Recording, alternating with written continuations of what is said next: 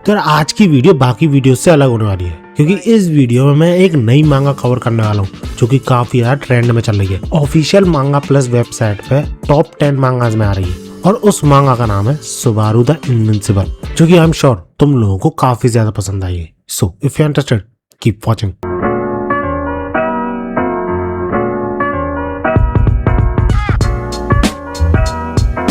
तो चैप्टर की स्टार्टिंग होती है एक किक से, जिसने कि सामने वाले अपोनेंट की कुछ ऐसी हालत कर दी थी। और जिस बंदे ने ये किक मारी थी वो कुछ नहीं था बल्कि काफी ज्यादा होपलेस महसूस कर रहा था। अब ऐसा क्यों है वो तुम्हें आगे समझ में आएगा, लेकिन फिलहाल सीन शिफ्ट होता है 2 साल पहले के टाइम पर, जिस दौरान अपना प्रोटैगनिस्ट सुबारू जो था वो फुल कॉन्टेक्ट कराटे टूर्नामेंट में पहुंच जाता है कम्पीट करने के लिए। और वहां पे तगड़े तगड़े फाइटर्स को देख के काफी ज्यादा खुश होता है, जबकि एक न्यूबी की फटके चार हो जाती है इतने इंटिमिडेटिंग फाइटर्स को देख के। लेकिन सुबारू काफी ज्यादा खुश था क्योंकि जो चीज वो एक्सपेक्ट कर रहा था यानी स्ट्रॉन्ग फाइटर्स वो उसे मिली है। और ये एक्सपेक्टेशन उसके अंदर डाली थी उसके पापा ने, क्योंकि बेसिकली था क्या कि 2-3 दिन पहले ही सुबारू और उसका डैड फाइट करते हैं एक दूसरे से हमेशा की तरह। And it was first time जब सुबारू अपने डैड पे अटैक करता है और वो अटैक लैंड भी हो जाता है। और ऐसा होने पे उसका डैड डिसाइड करता है कि अब सुबारू टूर्नामेंट्स में कम्पीट करने के लिए बिल्कुल तैयार है, जिसपे सुबारू शॉक्ड और काफी ज्यादा खुश भी, क्योंकि उसने यही चीज सुनी थी कि टूर्नामेंट में काफी ज्यादा स्ट्रॉन्ग गाइज आते हैं फाइट करने को। और यही चीज वो अपने डैड से पूछता है, जिसपे उसका डैड हाँ भी बोल देता है। लेकिन जब काफी ज्यादा शक के साथ सुबारू अपने डैड से पूछता है कि क्या वहां पे तुमसे भी ज्यादा स्ट्रॉन्ग फाइटर्स मिलेंगे, तो उसका डैड वैसे ही हवा में बोल देता है कि हाँ हो सकता है मुझसे भी ज्यादा स्ट्रॉन्ग मिल जाए, जिसपे सुबारू और भी ज्यादा खुश। लेकिन उसका डैड मन ही मन हंस रहा होता है, क्योंकि ही नोज कि उसके बेटे के बराबरी का, यूं समझ लो 10% की बराबरी का भी कोई भी प्लेयर नहीं मिलने वाला उसे टूर्नामेंट में। पता है क्यों? क्योंकि इसका डैड एक वर्ल्ड चैंपियन है और सुबारू ने ट्रेनिंग के दौरान एक वर्ल्ड चैंपियन पर अटैक किया और वो अटैक लैंड भी हुआ है। खैर ये चीज हमें सेकंड चैप्टर में बताई जाती है, जो कि मैंने तुम्हें पहले बता दी। लेकिन यहीं से सीन शिफ्ट होता है और मैं दिखाया था सुबारू जो कि टूर्नामेंट में जो पहुंचा था तो अपने अपोनेंट को फाइंड करने की कोशिश कर रहा था कि फर्स्ट मैच उसका किसके साथ है। और तभी वो एक फाइटर को प्रैक्टिस करते हुए देखता है जो कि ऑब्वियसली काफी ज्यादा स्ट्रॉन्ग दिख रहा था, जिस वजह से सुबारू की होप बढ़ने लगती है, क्योंकि जैसा कि उसके डैड ने कहा था वैसा इसे दिख रहा है। पहला ही फाइटर उसे जो दिखा है वो काफी ज्यादा स्ट्रॉन्ग है। उसकी फिस्ट जो है वो साफ इंडिकेट करती है कि कितनी ज्यादा प्रैक्टिस करी है उसने। और हम सब खुद भी देख सकते हैं कि इस फाइटर का पंच कितना ज्यादा पावरफुल था। इतने में उसका कोच आता है और उसको प्रैक्टिस करने से रोकता है, क्योंकि उसका मैच जल्दी स्टार्ट होने वाला है और अभी से अगर वो थक जाएगा तो मैच में कैसा ही परफॉर्म करेगा।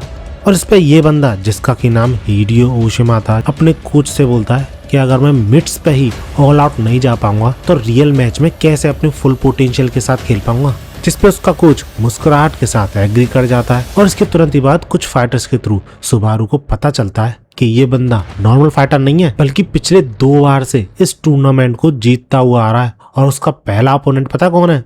अपना सुबारू। और इसी वजह से वो काफी ज्यादा एक्साइटेड महसूस कर रहा था। और इतने में ही ओशिमा की नजर जाती है सुबारू पे, जिसको कि देख के एक ही चीज सबसे पहले माइंड में आती है ओशिमा के कि आखिर ये बंदा यहाँ पे कर क्या रहा है, आखिर इतने सारे वेट को अपने बॉडी पर लपेट के ये यहाँ पे मुझे क्यों देख रहा है। जिसके बाद ओशिमा डायरेक्टली सुबारू के पास जाता है, उससे पूछता है क्यों है, तुझे कोई प्रॉब्लम है, क्यों घूरे जा रहा है मुझे इतने टाइम से।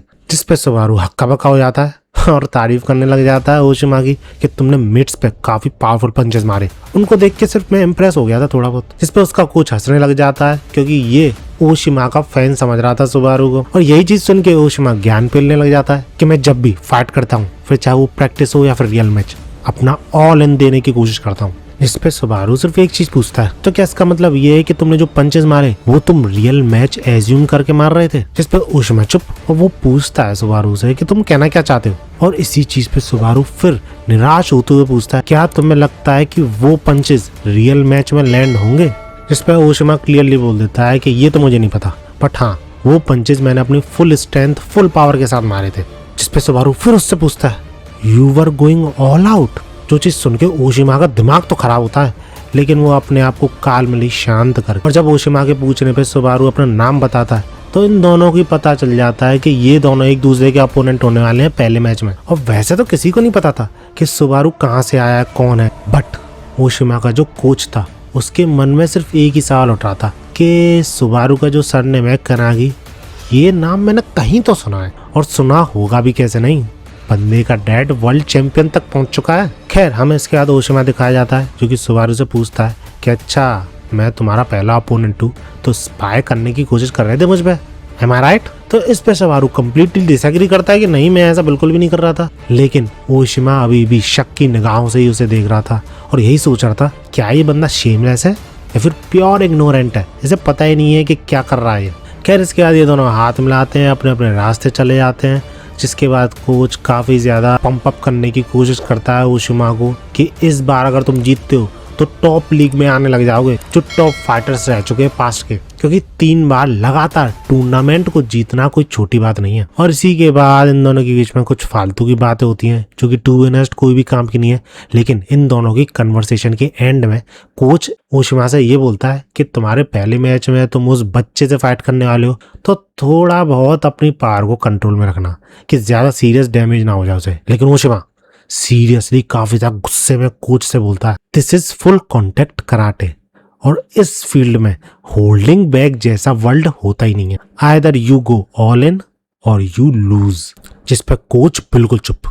इसके बाद हमें वही ओशिमा का कोच इधर उधर घूमता हुआ दिखाया जाता है टूर्नामेंट में मैच शुरू होने से पहले, और इसी दौरान उसे मिलता है सुबारू जो कि प्रैक्टिस करने की कोशिश कर रहा था।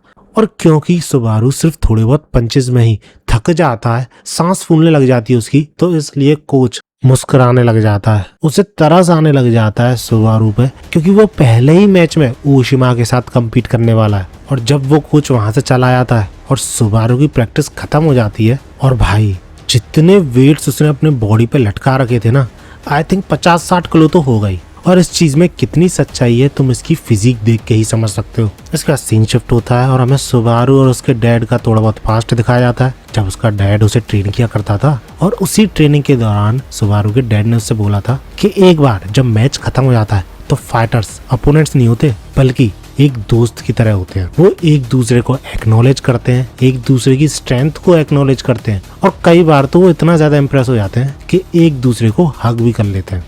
और हो सकता है अपनी जर्नी के दौरान तुम भी एक ऐसे अपोनेंट से मिलो जो कि मैच खत्म होने के बाद तुम्हारा राइवल के साथ साथ एक दोस्त भी बन जाए। और यही चीज सोचते हुए सुबारू ओशिमा के अगेंस्ट में मैच में उतरता है कि शायद ओशिमा से फाइट करने के बाद वो एक दूसरे के दोस्त बन जाए।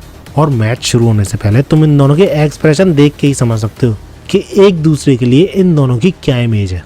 खैर मैच शुरू होने से पहले ओशिमा की नजर जाती है सुबारू की बेल्ट पे, जो कि व्हाइट बेल्ट थी, लेकिन ओशिमा खुद एक ब्लैक बेल्ट था।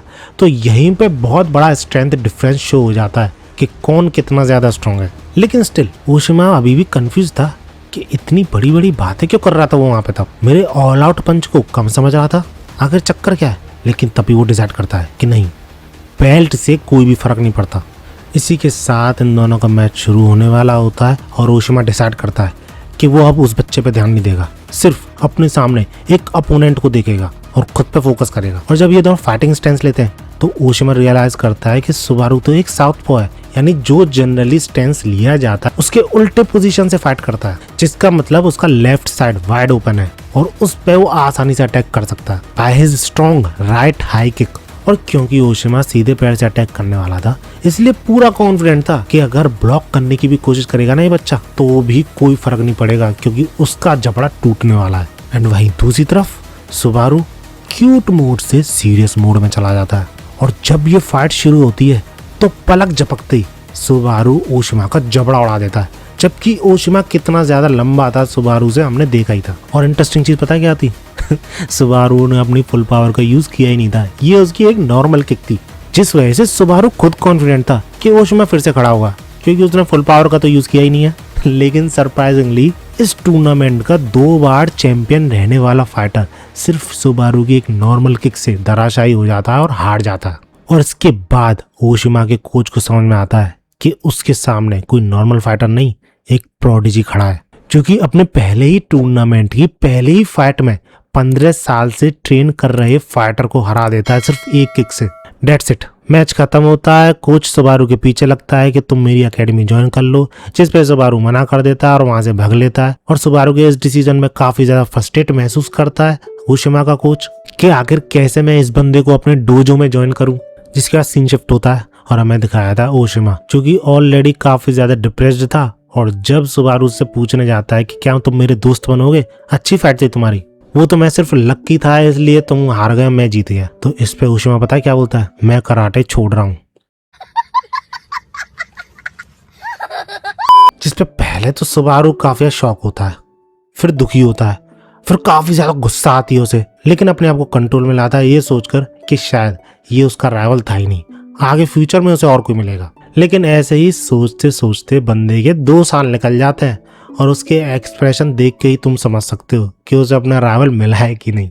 क्योंकि सुबारू का सिर्फ एक अटैक काफी होता था अपने अपोनेंट को पीलने के लिए। और ऐसा नहीं होता था कि सामने वाला अपोनेंट ट्राई नहीं करता था, नहीं, सामने वाला अपोनेंट बिल्कुल ट्राई करता था कि और फाइट कर सके वो। और इस चीज से काफी ज्यादा होप भी मिला करती थी सुबारू को कि हाँ ये हो सकता है, ये मेरा दोस्त बनेगा।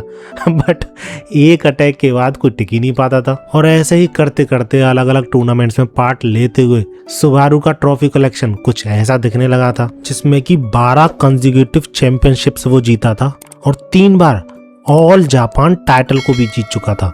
और अगर तुम सोच रहे हो कि 3 बार ही जीता था, तो बंदे ने सिर्फ 3 बार ही पार्टिसिपेट किया था, इसलिए 3 बार ही जीता था। एंड दैट्स हाउ ये चैप्टर खत्म होता है, सुबारू के अपने राइवल की तलाश करते हुए। And let me tell you, इसका नेक्स्ट चैप्टर और भी ज्यादा इंटरेस्टिंग है। लेकिन इस वीडियो पे अगर लाइक्स आते हैं तभी वो अगला चैप्टर आएगा, और ज्यादा नहीं, सिर्फ 3000 लाइक्स चाहिए मुझे।